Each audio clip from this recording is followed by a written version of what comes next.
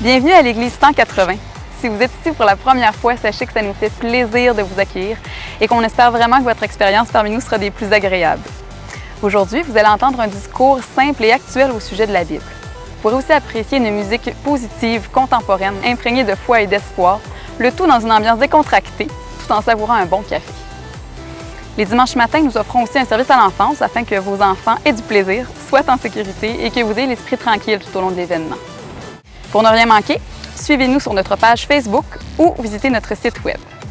Au nom de toute l'équipe de l'Église 180, bonne rencontre!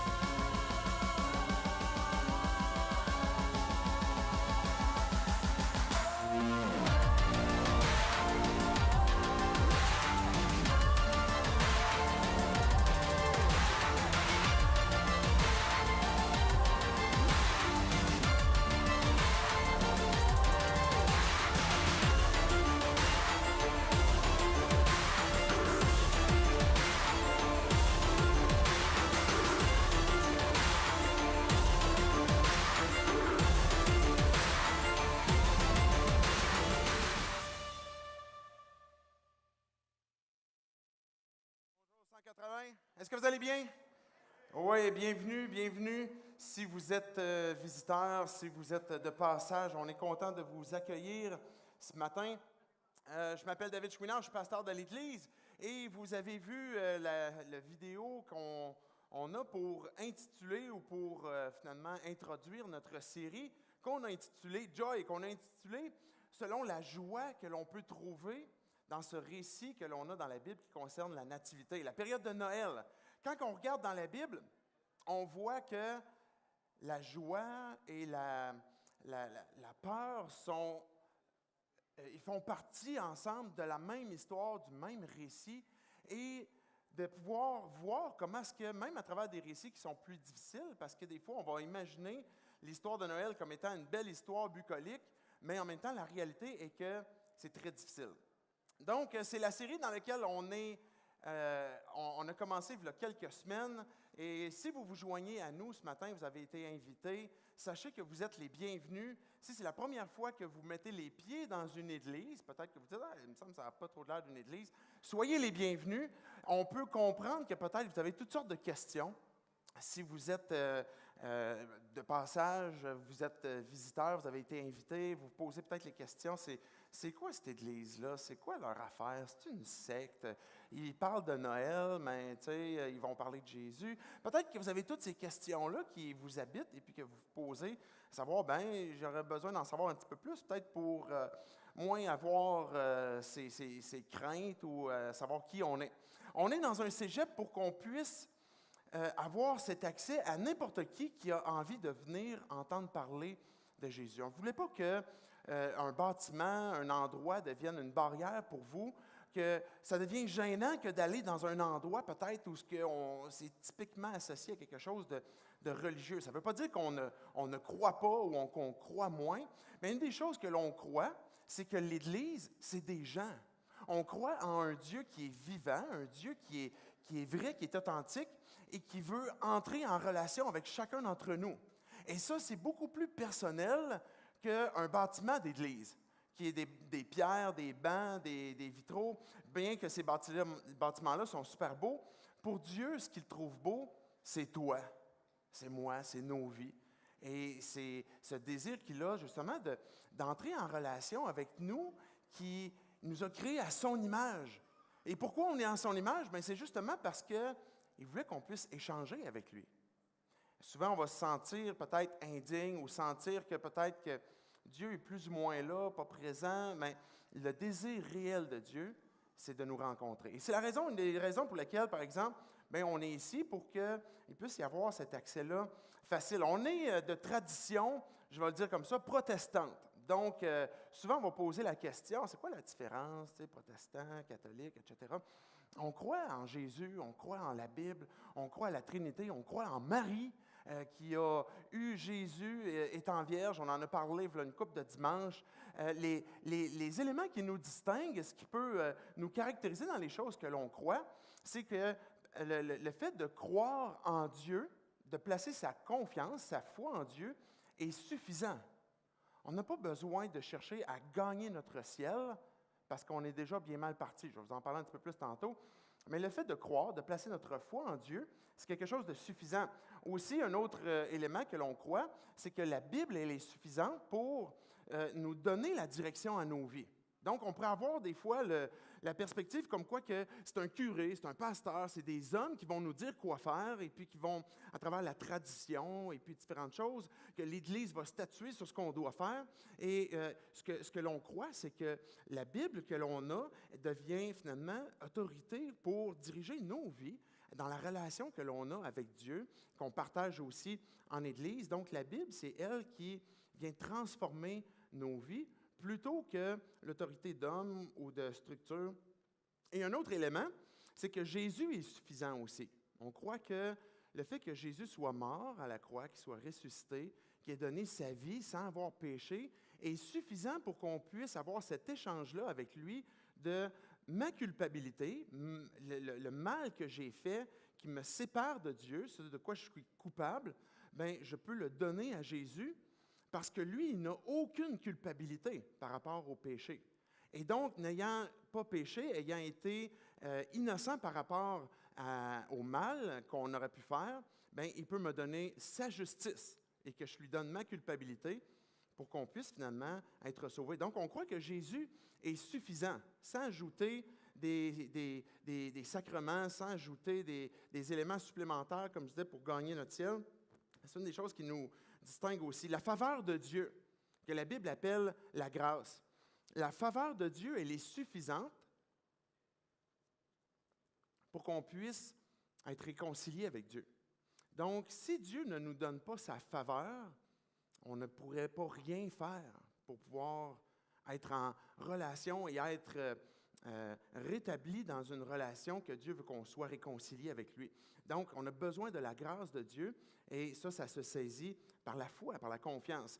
Et finalement, mais à Dieu seul la gloire. C'est une des choses aussi qui distingue notre tradition, notre Église, c'est que la gloire ne va pas aux hommes, elle va à Dieu. C'est à lui que revient finalement ce résultat de vie transformée.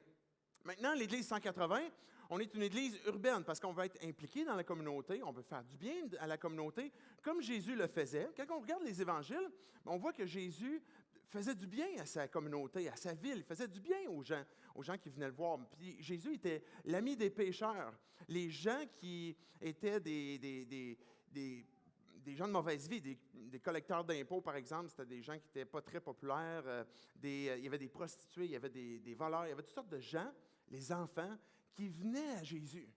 Et s'il attirait les foules comme ça, même les gens qui sont caractérisés par une mauvaise vie, bien, c'est parce que Jésus il avait ce charisme, mais cet accès aussi. Et c'est ce qu'on croit que l'Église doit avoir encore aujourd'hui, parce que l'Église, c'est des gens, comme je disais tantôt, qui ont placé leur foi en Jésus et qu'ensemble, l'Église forme le corps de Christ. Que Jésus vit encore et se manifeste encore à travers son Église aujourd'hui. Et notre mission n'est pas principalement que de faire du bien à la communauté, mais c'est que les gens loin de Dieu puissent découvrir la vie en Jésus-Christ. Où vous sentez-vous par rapport à Dieu? Peut-être que peut-être que tu ne crois pas, tout simplement pas en Dieu. Peut-être que tu as cette curiosité ou cette ouverture de, ben oui, je crois à quelque chose de spirituel. Vous savez, les Québécois, une des choses que je lisais la semaine passée, c'est que les Québécois, les gens qui vivent au Québec, on est plus croyants que la moyenne du Canada, le reste du Canada. C'est particulier, hein? Et moi, j'aurais pensé le contraire. Mais ce que les statistiques disent, puis c'est assez récent, c'est que les Québécois, on est plus croyants que le reste du Canada. Mais on est moins pratiquants que le reste du Canada. Donc, il y a peut-être cette cohérence qu'en tant que Québécois, on manque un peu. On croit certaines choses, mais on ne les pratique pas. Mais ça révèle quand même que tu ne crois pas en Dieu ou que tu aies cette ouverture envers Dieu. Ça se peut que, quand même, on fait partie d'un groupe de gens qui, oui, je suis ouvert au domaine spirituel, je suis intéressé d'en savoir un peu plus. Et quand que je me questionne à savoir je suis où par rapport à Dieu, bien peut-être que tu as cette réflexion comme quoi que tu te sens loin de lui, que tu ne te sens pas prêt à entrer en relation, à le connaître. Ou peut-être que tu as l'impression que tu as fait tellement de choses dans ta vie que ça sera peut-être juste impossible que tu sois réconcilié avec lui, que tu aies cette relation-là. On peut avoir cette perspective de nos propres vies, même si on est croyant, que je me sens loin de Dieu. Parce que peut-être que tu te sens que tu as déjà placé ta foi en Jésus, tu as déjà suivi Christ, tu as déjà donné ta vie, mais tu as eu un moment dans ta vie où tu as juste abandonné, fatigué, peut-être épuisé, peut-être je ne suis juste pas digne, et que tu te sens loin de Dieu. Bien, notre mission en Église, c'est que les gens loin de Dieu, ça commence par chacun d'entre nous. Peu importe loin que l'on est, peu importe même le sentiment que, oui, je me sens, ma relation avec Dieu est bonne, bien, on peut quand même avoir ce désir et cette soif que je veux découvrir encore plus de la vie de Jésus-Christ. Et quand on est ce croyant qui est effervescent dans sa foi, ou qu'on sait qu'il y a quelque chose de vivant qui vit en moi, mais ce n'est pas l'idée comme quoi qu'on est constamment dans une perspective que je suis loin de Dieu, puis je suis loin, puis on se mortifie, puis on va se fouetter avec ça. Mais c'est que notre soif de Dieu, elle est croissante, et on veut toujours plus de lui. Et on croit que la vie se trouve en Jésus-Christ. La vie, parce on a été créé pour être en relation avec lui. Et ça entre directement aussi dans notre série qu'on parle de joie, bien qu'on trouve cette joie-là, finalement, qu'on croit dans une relation avec Jésus. Donc, je vais tout de suite déjà dans des affirmations que peut-être tu n'as pas déjà acceptées ou que tu ne crois pas. Et je passe par-dessus, finalement, les autres discours qu'on a déjà eus, qu'on a parlé pour expliquer, mais pourquoi Jésus? Et puis, comment est-ce que cette joie-là est une invitation et une dose aussi qui nous est donnée de la part de Dieu? Mais la vie en Jésus-Christ se découvre à travers lui, à travers son Église. Et c'est ce qui dirige finalement notre Église. Les choses que l'on fait pas, sont motivées par ce désir de contribuer à ce que les gens puissent découvrir la vie en Jésus-Christ. Et quand on s'implique, quand on sert, et j'en profite aussi pour que vous puissiez savoir qui nous sommes, si vous êtes visiteur, et si vous êtes régulier, bien, ça nous donne aussi l'occasion de comprendre pourquoi est-ce qu'on fait les choses d'une façon. Bien, c'est que l'Église se développe en 3 axes, que j'ai déjà parlé il y a quelques semaines. Bien, un axe où on veut être en contact avec les gens, un autre axe où on veut contribuer à la croissance des gens qui ont placé leur foi en Jésus, la formation de disciples, et de suivre Jésus. Et le 3e axe, qui est finalement de redonner, d'avoir une générosité envers notre communauté, qui va se développer sur ces 3 plans-là. Et c'est sur quoi on va se concentrer. Mais pour ça, ça prend que chacun d'entre nous, quand on veut comprendre c'est quoi l'Église 180, bien, il faut se sortir peut-être de la tête ce modèle où on vient s'asseoir pour consommer, pour juste recevoir, et puis je ne fais pas tant partie de l'Église de par mon activité et puis ma contribution aussi. Mais quand on se met à contribuer à une Église, quand on se met à vouloir vivre la foi en Jésus-Christ et de vouloir vivre, bien, Jésus, je veux mettre en application ta mission. Comment est-ce que toi, finalement, tu as quitté le ciel pour venir nous visiter sur la terre? Et comment est-ce qu'aujourd'hui, par ton corps, qui est l'Église, tu te mobilises encore aujourd'hui? Ça nécessite de notre part, bien, un sacrifice aussi. Sacrifice de mes intérêts personnels, de mon confort, de ce que moi je veux, parce que c'est ce qui caractérise un consommateur.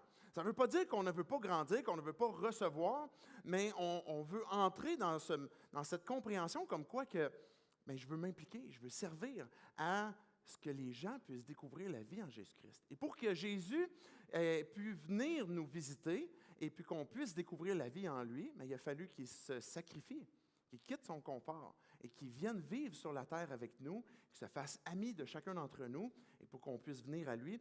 Mais c'est la même chose aujourd'hui, l'Église, dans la façon que Jésus va se manifester. Maintenant, on croit que le message, la bonne nouvelle, le message de Jésus-Christ qu'il est mort à la croix, que le Père, dans son amour infini, a voulu nous rétablir dans une relation avec lui. Il nous a donné son Fils pour prendre notre place, parce que son désir, c'est qu'aucun périsse.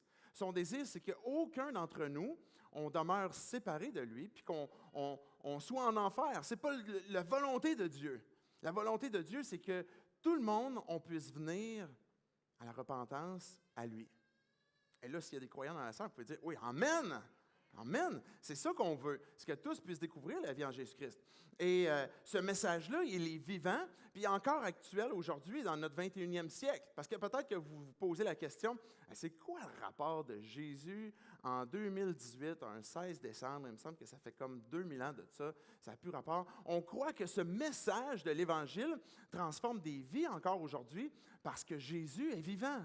Parce que Jésus est encore présent dans son Église et que si Jésus est venu sur la terre, il est né, il a vécu sur la terre, il est mort, mais il est ressuscité aussi pour être tous les jours avec nous. Et ce désir-là, de Dieu, c'est que ce message soit vivant, qu'il puisse être proclamé et que chacun d'entre nous, on puisse comprendre, que ce soit un enfant, que ce soit un adulte, personne âgée, peu importe, que ce message-là puisse transformer nos vies pour nous faire passer de cette séparation qu'on a avec Dieu à cause du péché pour être réconciliés avec lui. Et c'est ça qu'on a besoin. Et ce message-là continue de transformer nos vies, même quand on est croyant, où on comprend que c'est la grâce de Dieu, c'est la faveur de Dieu qui me permet de continuellement découvrir la vie avec lui. Maintenant, peut-être que vous avez entendu parler d'un baptême. Qu'est-ce que c'est ça, cette histoire-là, avec le gros baptistère? On a un bain en avant. Et peut-être que vous l'avez déjà entendu plusieurs fois, cette explication-là. Mais en même temps, c'est quand on réentend cette explication-là, c'est une occasion de pouvoir louer Dieu puis adorer Dieu. Quand vous entendez pour la xème fois encore ce message de baptême, vous pouvez adorer dans votre cœur. Vous pouvez dire, Dieu, c'est à cause de toi ça. Puis de vous rappeler votre propre décision que vous avez faite à un moment donné, ça peut devenir un point marquant de cette décision-là.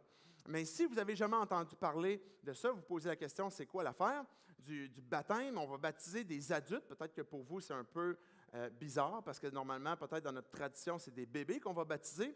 La Bible va nous parler que le baptême, c'est une décision personnelle. Donc, c'est une des choses qui nous distingue aussi, c'est que cette décision de se faire baptiser, c'est quelque chose que toi, tu prends. Non, je ne me fais pas baptiser, ou oui, je me fais baptiser. Et il n'y a pas personne qui a le droit de vous forcer à ne pas vous faire baptiser ou à vous faire baptiser. À ne pas vous faire baptiser si vous croyez que Jésus est mort pour vos péchés, vous croyez l'Évangile, etc. On ne pourrait pas vous empêcher non plus de vous faire baptiser, mais c'est une décision qui vous appartient. De dire, Dieu, c'est toi que je suis et c'est ma décision et c'est moi qui ai fait ce choix parce que tu m'as touché par ton amour, j'ai compris l'Évangile, donc je veux me faire baptiser. Les gens qui choisissent de se faire baptiser, ce n'est pas des gens prétentieux. Ce n'est pas des gens qui sont comme, hey, moi j'ai atteint comme le niveau nécessaire pour être baptisé. C'est plutôt le contraire. Pas tout à fait le contraire non plus, là, comme pas pour penser que les gens qui vont se faire baptiser tantôt, c'est comme les moins que rien, c'est pas ça.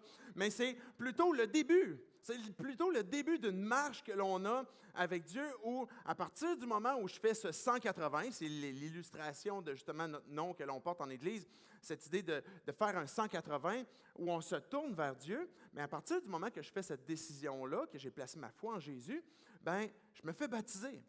Et pourquoi? Parce que dans la Bible, c'est comme ça. Je disais tantôt que la Bible est suffisante pour avoir autorité dans nos vies, mais parce que Jésus nous l'a demandé, c'est la raison pour laquelle on le fait, que quand je crois en lui, je me fais baptiser. Et on croit qu'il faut être en âge de pouvoir prendre cette décision-là. Donc, les parents ne prennent pas la décision pour leur bébé ou pour leur enfant, sinon qu'ils peuvent prendre la décision de « je vais m'investir dans la vie de mes enfants, de mon bébé, pour communiquer ma foi ». Ça, c'est une chose de légitime. Mais dans la Bible, à plus de 27 reprises, le baptême est révélé comme une décision personnelle, une décision qu'une personne fait. Donc, un enfant de 8 ans pourrait prendre cette décision-là, de dire, ben oui, moi je crois en Jésus, puis je veux le suivre, et il peut être baptisé.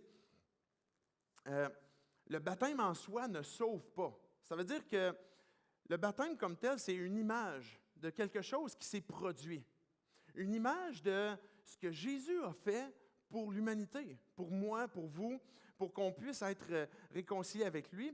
Bien, le baptême en soi est là pour apporter cette image-là, apporter justement un moment décisif dans nos vies qui est un moment de grâce, je vais le dire comme ça, que l'on saisit, que l'on vit avec Dieu dans un engagement qu'on prend avec Dieu. Et quand on baptise, littéralement, qui veut dire immerger, bien, c'est qu'on prend la personne, et là, je vais toujours faire la même joke à chaque fois que vous allez l'entendre. On descend la personne dans l'eau complètement, et là, on la relève 3 jours après. Bon, vous êtes tanné de l'entendre, mais elle est encore drôle pour moi. Mais non, pas 3 jours après, 3 secondes après, parce que justement, ça révèle cette œuvre que Jésus a fait, qu'il est mort pour nous, pour nos péchés, qu'il est ressuscité, qu'il est revenu à la vie, et que maintenant, on a une nouvelle vie en lui. Et quand on est baptisé et qu'on est associé avec lui, bien, c'est exactement ça qu'on est en train de témoigner. On est en train de, quand on se fait baptiser, on peut apporter un témoignage verbal où ce qu'on dit, notre histoire, puis comment est-ce que Dieu est venu nous toucher, puis ça, c'est une belle et bonne chose. Mais il y a un témoignage en soi dans le baptême où les gens qui se font baptiser sont en train de dire, je suis en train d'affirmer que je suis le disciple de Jésus-Christ, que j'ai placé ma foi en lui et que je m'identifie à lui dans sa mort et dans sa résurrection pour avoir cette vie éternelle, cette nouvelle vie que je peux avoir avec lui et dans laquelle je m'engage à le suivre aussi. Donc, grosso modo, c'est l'image du baptême comme tel. Et ça, c'est une décision que tu peux prendre. Que tu peux prendre même ce matin. Je vais faire cette offre-là. On fait cette offre-là à chaque fois qu'on fait des baptêmes, que si tu as décidé de suivre Jésus, que si tu as pris cette décision-là, peut-être que tu as été baptisé dans ton enfance quand tu étais bébé et que tu n'avais pas pris cette décision-là, l'idée, ce n'est pas de dire, OK, là, je ne veux plus rien savoir que ce que mes parents ont fait, puis qu'est-ce que... C'est pas ça, l'idée. Mais c'est de dire, OK, voici ma décision de suivre Jésus, que d'être son disciple. Et cette décision-là, tu peux la prendre ce matin. Et même te faire baptiser ce matin. Et si tu prends cette décision-là, parce que tu as cru en Jésus, parce que tu veux t'identifier à lui, parce que c'est quelque chose que tu veux témoigner, bien, tantôt, quand je dirai que ceux qui veulent se faire baptiser, bien, tu pourras te lever et puis aller avec les autres. On aura tout prévu pour que ce soit les shorts, le costume, pas le costume de bain, là, mais le T-shirt, les shorts, les gogoons, la serviette, les séchoirs, le shampoing, les rasoirs, si vos jambes ne sont pas faites, messieurs. Peu importe qu'est-ce que ce serait, on ne veut pas qu'il y ait de barrière pour que, OK, j'ai pris cette décision-là. Je ne le fais pas pour plaire à des gens. Je ne le fais pas pour déplaire à des gens, je le fais parce que j'ai cru, parce que Jésus me le demande et je veux le suivre. Et je veux témoigner aux gens qu'est-ce que j'ai pris comme décision. Et il y aura des photos, il y aura une vidéo qui sera prise. Si tu avais ce désir de vouloir le montrer à ta famille, à des amis, bien, ça va être disponible. Donc, cette offre-là, tu pourras la prendre tantôt quand je vous inviterai. Maintenant, la joie. Vous la trouvez où? Où trouvez-vous votre joie? On est tous un peu à la recherche là, de la joie. Personne d'entre nous, on se plaît dans le malheur et que je veux demeurer là-dedans, je veux rester dans quelque chose qui me morfond. On voyait la semaine passée que les Québécois, une des valeurs ou la valeur la plus importante qui ressortait, selon le Code Québec qui a été écrit, c'est être heureux. On veut saisir le moment présent pour être heureux. Où aller chercher cette joie-là, ce bonheur-là? Saviez-vous que, habitant ici au Québec, au Canada, vous appartenez au 1% de la population mondiale qui est la plus riche. Même si vous avez l'impression qu'il vous manque un peu de nourriture, vous avez froid des fois, vos vêtements sont peut-être encore usés, malgré ça, on appartient au 1% de la population mondiale la plus riche. Une autre réalité aussi que l'on vit, c'est que sur la population mondiale, on dit qu'il y a 1 milliard de personnes qui doivent marcher 5 kilomètres pour avoir de l'eau. Vous marchez combien de kilomètres pour vous rendre au robinet? Quand même, c'est pas si mal, hein? Quand on réalise, et je ne sais pas si vous avez déjà fait un voyage humanitaire, vous avez déjà habité d'autres endroits, peut-être que vous êtes justement immigrant aussi, vous avez cherché à habiter ici au Québec, vous venez peut-être d'un contexte où justement l'accès à l'eau était difficile. Bien, la réalité est que quand on a vécu ça, soit dans un voyage humanitaire, soit dans un contexte plus difficile duquel on vient, puis qu'on arrive ici, puis qu'on rouvre le robinet, puis que l'eau coule, elle est froide, elle est fraîche, elle est bonne, pas besoin d'être purifiée, bien, c'est une bénédiction, c'est une joie. Et on le prend pour acquis, on prend ça pour acquis.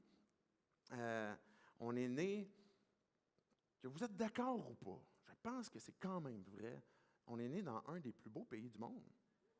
Même s'il fait frette des fois. Hein? Avec cette frette-là, ben, vous n'avez pas de bébites pendant l'hiver. Ils sont peut-être dans vos maisons, je ne sais pas, les petites souris. Mais le Canada est un des plus beaux pays du monde, j'en suis convaincu. Et vous habitez dans une des villes, si vous habitez à Québec, dans une des plus belles villes aussi du monde. Et c'est une superbe ville. On a ces cadeaux que l'on reçoit, peut-être que vous dites c'est la vie qui nous donne ça, mais on reçoit ces bénédictions, ces choses que l'on a, que ce soit l'eau, que ce soit le fait qu'on manque de rien, bien, c'est en quelque sorte des choses que l'on peut voir, constater et dire, bien, peut-être que je m'apitoie un peu facilement sur mon sort, sur mon cas. Et peut-être que cet apitoiement-là et les circonstances m'emmènent à m'aveugler pour saisir ces éléments-là de joie et de bonheur qui sont constamment là, qui sont présents. Et où on la trouve, cette joie, ce bonheur-là? Moi, il y a une des choses qui me crée de la joie à chaque fois, c'est... Ça s'en vient. Oui, Manon, pèse sur le piton. Tu l'as pas? Ah, il est là! OK, vous l'avez vu là. C'est trop lolo! Je ne sais pas si vous connaissez la toune, mais si vous ne l'avez pas entendu, on ne peut pas faire jouer parce qu'on a tout le temps des problèmes à ce moment-là à cause des droits d'auteur quand ça sort sur le Facebook ou YouTube. Mais trop lolo, si vous ne l'avez jamais entendu, il faut aller écouter ça. C'est sûr que vous ne pouvez pas être triste après ça. Vous allez retenir les paroles, c'est certain. C'est juste des petites choses que l'on peut recevoir, mais notre perception sur notre monde, notre circonstance, bien, nous emmène aussi à, OK, je veux voir au-delà peut-être des circonstances négatives, peut-être même de voir au-delà des circonstances positives qu'il y a Dieu qui est là. Il y a quelque chose qui n'est pas un hasard dans le mal ou le bien même que je peux vivre, que Dieu est là. Et Dieu ne crée pas le mal. Et puis là, je pourrais vous faire référence à une série qu'on a déjà eu, Problème avec Dieu. Pourquoi le mal existe sur Terre si Dieu est si bon que ça? Bien, vous pouvez retourner voir dans les archives cette question qu'on a déjà abordée. Mais Dieu est celui qui est celui qui va donner tout don parfait que la Bible nous dit. Toute belle et bonne chose vient de Dieu, chez qui il n'y a aucun nombre de variations. Que Dieu ne change pas et qu'il a ce plaisir à donner. Maintenant, bien, dépendamment de notre perception, on va être content ou pas content. On peut regarder la prochaine image que l'on a. Vous l'avez peut-être déjà vue. On ne sait pas ce qu'elle va apparaître. Voilà! Je trouve que l'image parle d'elle-même. Vous avez le top 1 qui est sur le podium puis qui a de l'air comme numéro 3. Il a donc ben de l'air heureux. Hein? Puis c'est comme, pourquoi moi je ne suis pas à sa place? Comment ça je fais? Moi, je ne suis pas là. Bien, c'est juste une question d'attitude à quelque part et de perception de comment est-ce qu'on saisit cette joie, que l'on trouve cette joie et que même, ultimement, ce que je veux nous amener à réfléchir, que j'ai confiance ou j'ai la foi comme quoi que c'est Dieu qui la donne, que Dieu fait quelque chose de bon, de beau dans ma vie, même si peut-être les circonstances sont très difficiles. J'aimerais vous amener à lire ce matin. On va faire une courte lecture d'une histoire que vous connaissez bien, ou relativement bien, parce qu'elle est très traditionnelle à l'histoire de la nativité, l'histoire de la naissance de Jésus. Et on va regarder justement comment est-ce que dans cette histoire, cette joie se révèle aux personnages principaux de l'histoire. J'aimerais tout simplement prier avant qu'on lise l'histoire et qu'on la commente, puis pour que Dieu puisse venir nous parler. Chacun d'entre nous, peu importe là où on est avec Dieu, que Dieu puisse venir nous parler. Dieu, on vient devant toi pour te dire merci. Merci pour la Bible, merci pour Jésus que tu nous as donné, Père. Dieu, tu nous connais chacun d'entre nous. Tu sais quelle est notre difficulté, pourquoi est-ce qu'on croit, pourquoi est-ce qu'on ne croit pas, qu'est-ce que l'on a de besoin. Ma prière, Dieu, pour chacun d'entre nous, que l'on soit déjà croyant, que l'on soit pas croyant, que l'on soit dans une démarche de te connaître, que tu puisses venir nous parler et nous révéler, Dieu, quel est ce prochain pas que tu nous appelles à faire, ce prochain pas de foi, de confiance. C'est en ton nom, Jésus, qu'on prie ces choses. Amen. Les rois mages s'appelaient comment?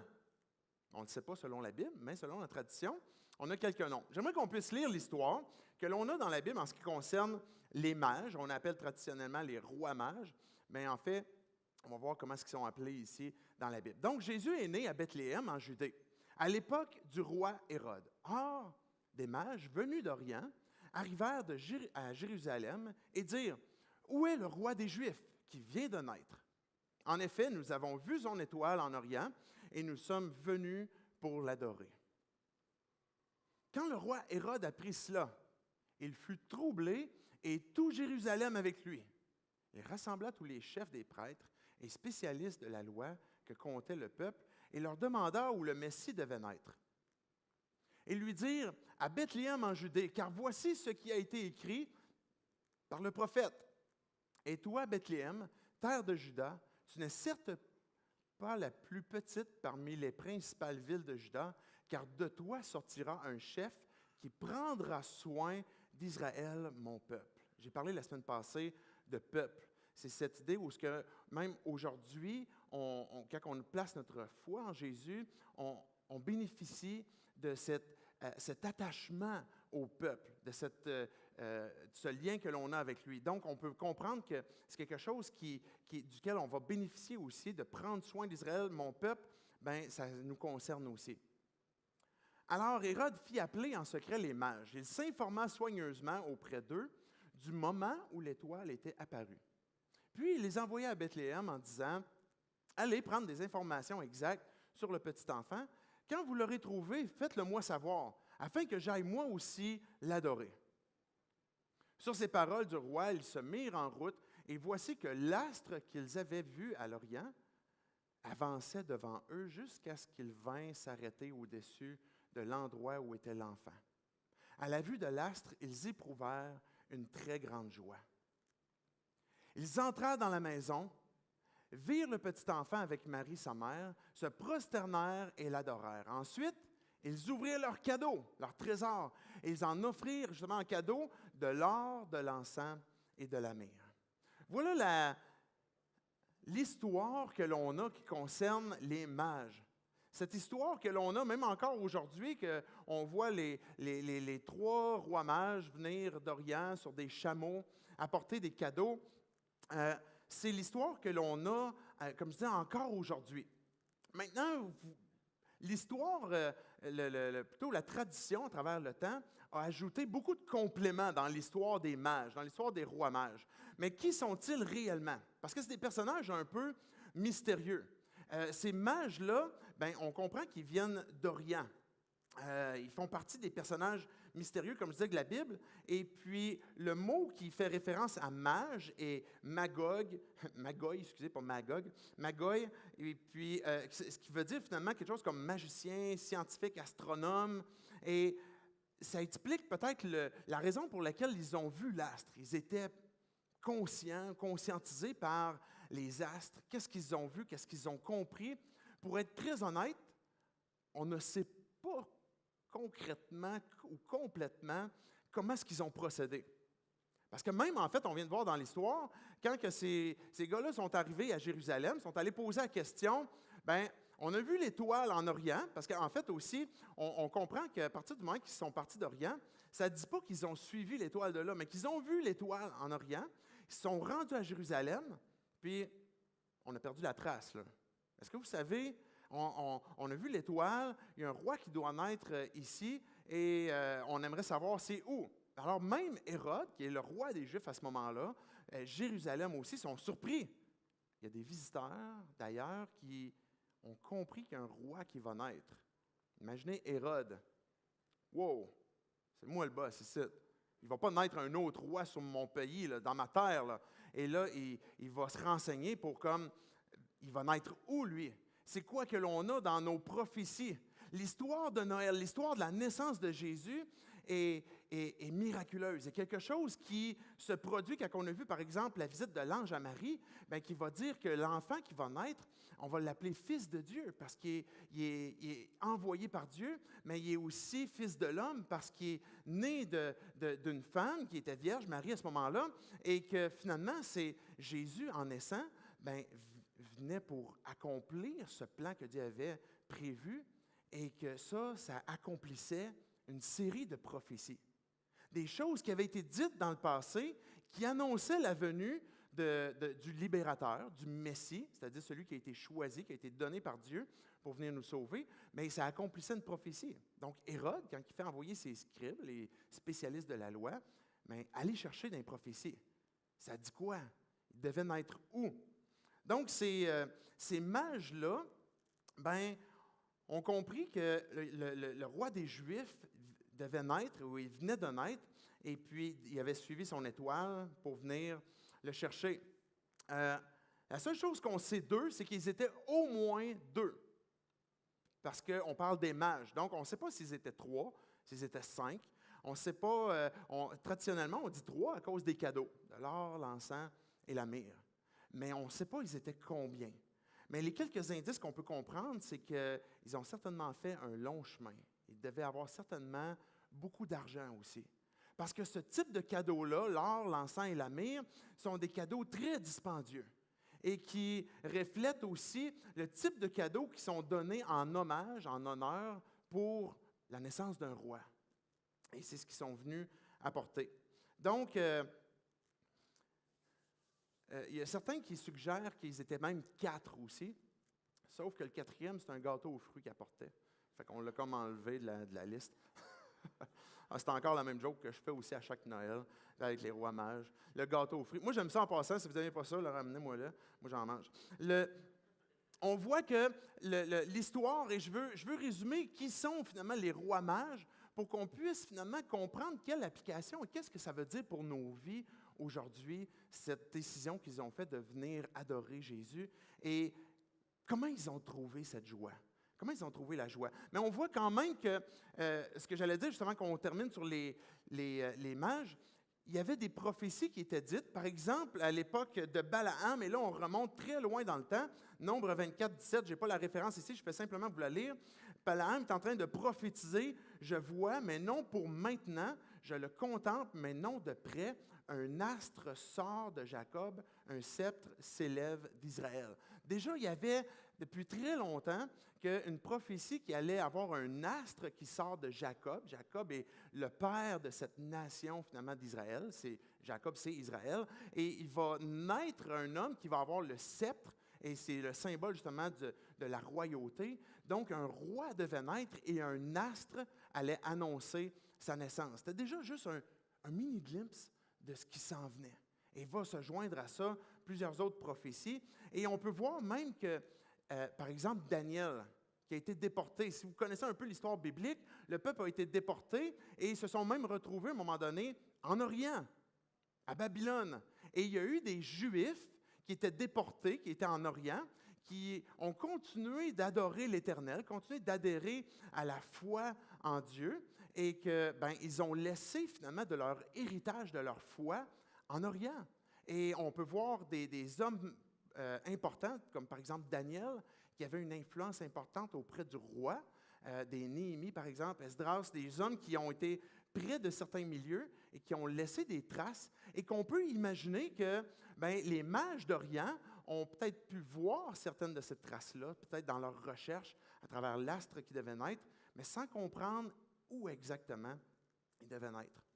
Maintenant, eux, ils voient la naissance d'une étoile, ils font leur recherche, ils prennent leur bagage, puis ils arrivent en Judée, finalement, à Jérusalem, puis il interroge les gens de la ville. Une autre chose qui caractérise ces gars-là, pourquoi ils sortent tant de l'histoire, c'est parce que c'est les seuls qui demandent leur direction pour retrouver leur chemin.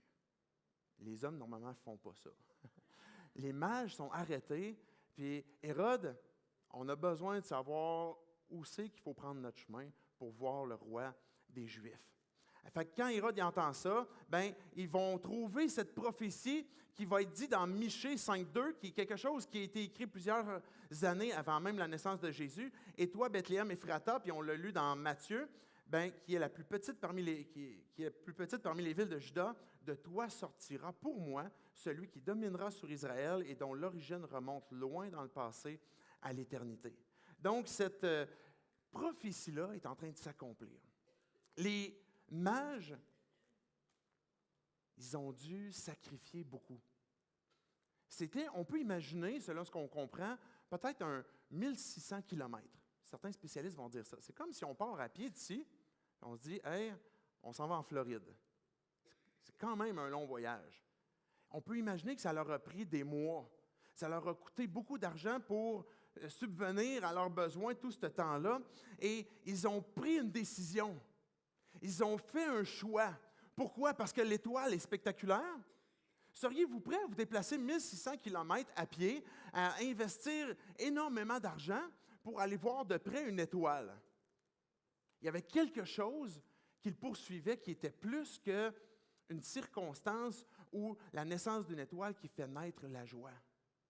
Ils voulaient rencontrer ce que cette étoile-là représentait, ou qu'est-ce qu'elle annonçait plutôt, c'est-à-dire Jésus, la naissance d'un roi.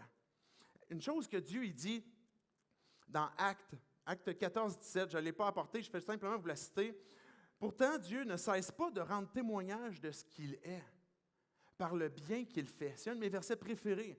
Dieu, il rend témoignage de qui il est. Quelle perception vous avez de Dieu? Et c'est la question qu'on s'est posée depuis le début de la série.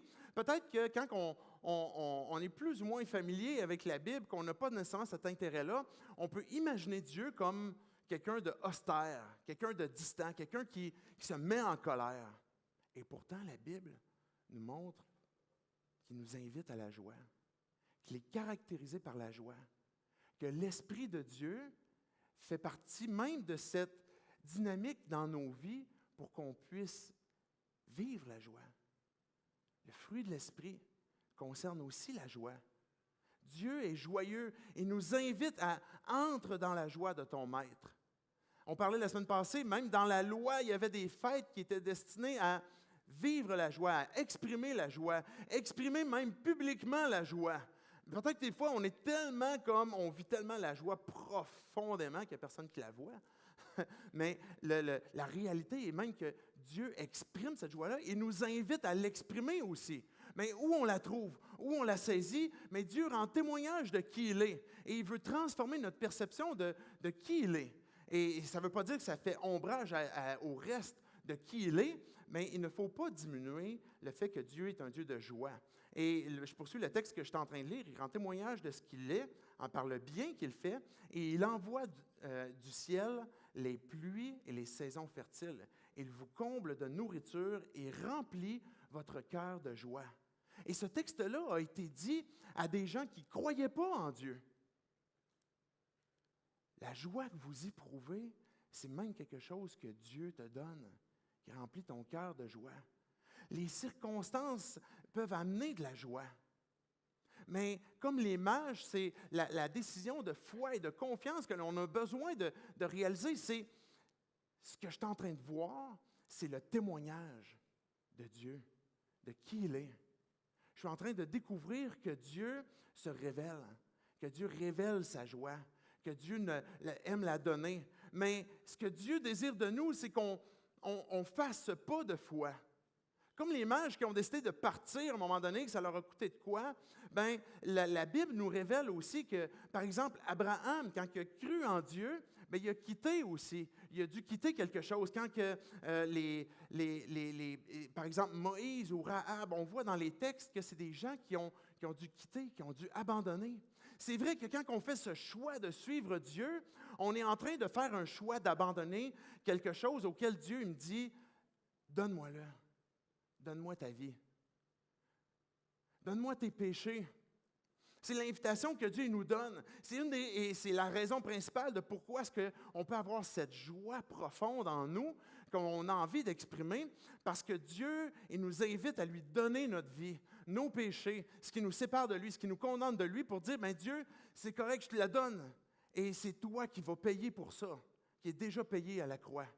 Mais il faut être prêt à abandonner, parce que même les comportements qui nous détruisent, qu'on est conscient qu'ils nous font du mal, on a de la difficulté des fois à les abandonner. Des fois, on est dépendant de ces habitudes-là. Ou des fois, on a cette difficulté de « Dieu, j'ai de la difficulté à te faire confiance. La difficulté à placer ma foi en toi.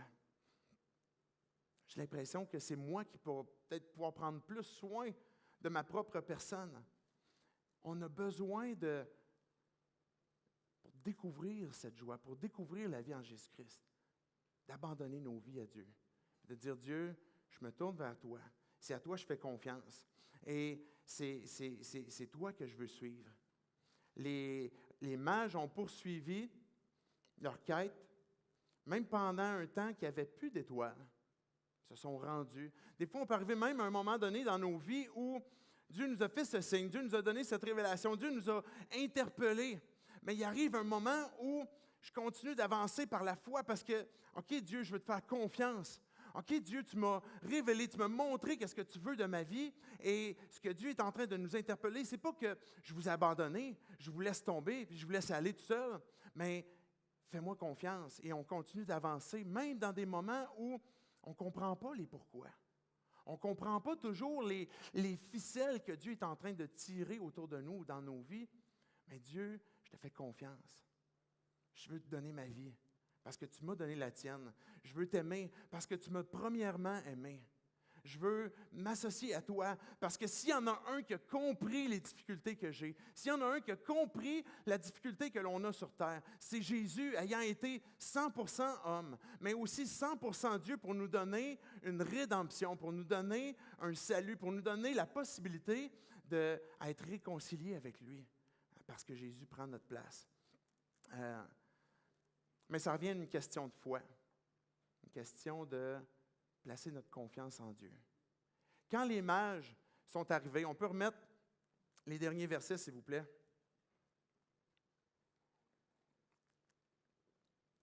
Juste avant, au verset 10. À la vue de l'astre, ils éprouvèrent une très grande joie. Pourquoi? Parce qu'ils savaient qu'ils allaient rencontrer le roi des Juifs. Je disais tantôt que c'est des personnages un peu mystérieux. On ne sait pas tout ce qu'ils avaient dans leur tête. Le texte nous parle de « on va aller l'adorer ». Peut-être que certains l'auraient traduit « on veut lui rendre hommage ». Mais j'ai cette conviction en moi que ces hommes-là savaient que ce roi des Juifs avait quelque chose de particulier. Il naissait des souverains sur la terre un peu partout. Mais on ne se déplaçait pas aussi loin pour chaque souverain qui naissait. Derrière cet astre-là, qui a amené une très grande joie, c'est d'avoir la foi ou d'avoir la confiance comme quoi que c'est Dieu.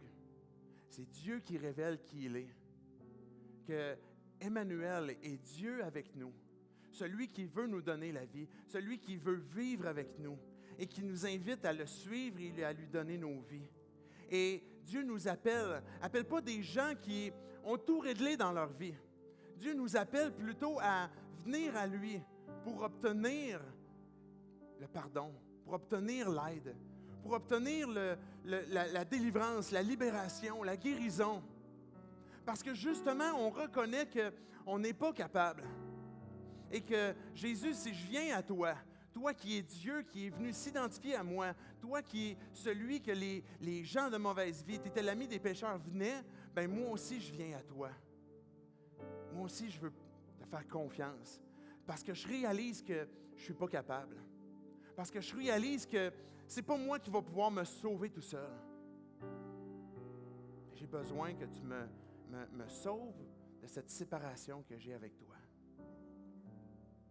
Parce que je veux découvrir cette vie que j'ai dans une relation, c'est pourquoi j'ai été créé. À quoi Dieu t'appelle présentement? Qu'est-ce que Dieu est en train de te parler à lui abandonner?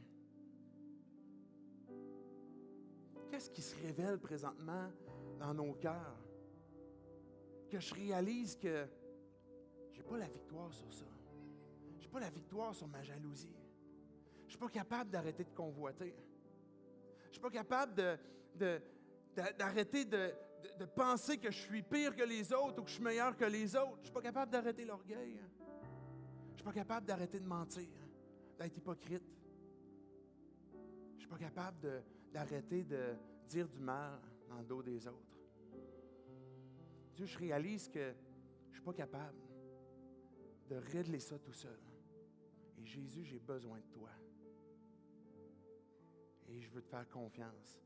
Je veux te demander pardon pour ma vie. Je veux te donner ma vie. Je veux te donner ce que je comprends aujourd'hui qui me sépare de toi.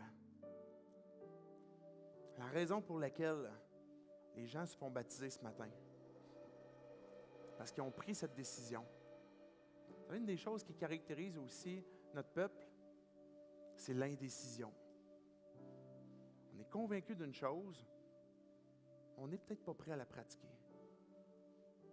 Et là, il y a un défi que l'on a, que je veux vivre ce que je crois, ce que je sais qui est vrai par rapport à Jésus. Je prends cette décision de le vivre, de faire confiance à Dieu, de m'identifier à lui, de me faire baptiser, parce que ça fait partie du processus. Et que je ne vais pas me contenter de juste être un croyant non pratiquant, mais je veux que ça fasse du sens à ma vie. Et si tu as pris cette décision, si tu es prêt à prendre cette décision ce matin, tu es invité à venir te faire baptiser aussi. Je vais te donner les explications dans quelques instants, mais je veux simplement prier. Et dans cette prière, ce n'est pas une prière magique, ce n'est pas des mots magiques, mais la prière est là simplement pour révéler cette décision qu'on prend aujourd'hui et de dire à Dieu, voici Dieu, ma décision. Que je ne veux pas simplement être un croyant non pratiquant, mais je suis prêt moi aussi à quitter. Je suis prêt moi aussi à abandonner, à te donner ma vie. On peut tout simplement fermer nos yeux, on peut baisser nos têtes, simplement pour rester concentré sur Dieu, écouter ce qu'il a à nous dire. Et Dieu, je veux te dire merci encore une fois parce que tu me parles à travers ta Bible. Tu me parles à travers cette histoire de Noël où ce que tu me rappelles que Dieu, dans ton amour infini pour nous, tu nous as donné ce que tu avais de plus précieux, ton Fils unique. Jésus, toi qui es venu vivre sur terre, tu nous as donné ta vie, tu as sacrifié ta vie pour qu'on puisse être réconciliés. Et Dieu, ce matin, cette décision que l'on prend, c'est de te faire confiance. C'est de saisir ce cadeau que tu nous offres, cette faveur, cette grâce, que tu nous donnes la vie éternelle gratuitement à cause du sacrifice de Jésus-Christ. Et que je te donne maintenant mes péchés, Dieu, je veux recevoir ce pardon. Je veux prendre cette décision, Dieu, que de te suivre. Parce que Jésus, je veux que tu sois mon maître. Et fais-moi devenir ton enfant, Père, par le pardon que tu me donnes. Donne-moi, Dieu, cette vie que je peux découvrir pleinement en ton Fils. Et Dieu, pour chacun d'entre nous qui avons déjà placé notre foi aussi en toi, que tu puisses venir fortifier notre confiance, notre foi, peut-être notre résolution à revenir à toi. Que Dieu, on veut revenir à toi pour régler ce qui est à régler, sans tarder, sans penser qu'on va régler ces choses-là avant puis venir après. Mais Dieu, on veut revenir découvrir pleinement qui tu es, vivre une foi qui est authentique, une relation authentique. Et c'est en ton nom, Jésus, qu'on prie ces choses. Amen.